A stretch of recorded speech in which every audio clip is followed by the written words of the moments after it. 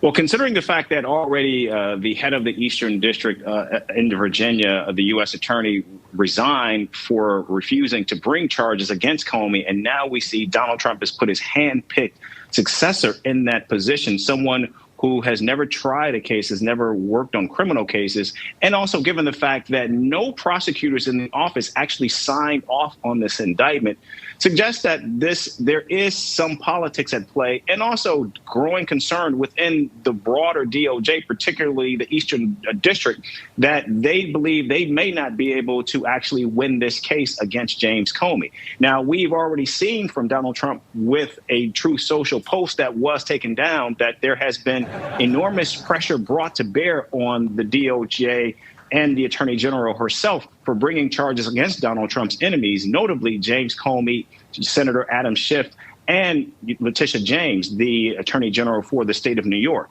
And so clearly what we see here is Donald Trump is continuing to place his finger on the scales of law and order in the United States. And that also, I think, should be a clarion call for many, particularly given the fact that now we're seeing the president continuing to appear to weaponize his office and his power to go after his perceived enemies.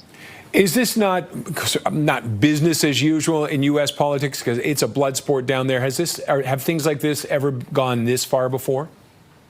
No, we have not seen anything like this since, of course, Richard Nixon was in office. And of course, we all remember, well, I was not born yet, but of course, many remember Bloody Saturday, where the then president fired a number of attorney generals until he got the person he wanted to do his bidding. And I think that's what we're seeing here.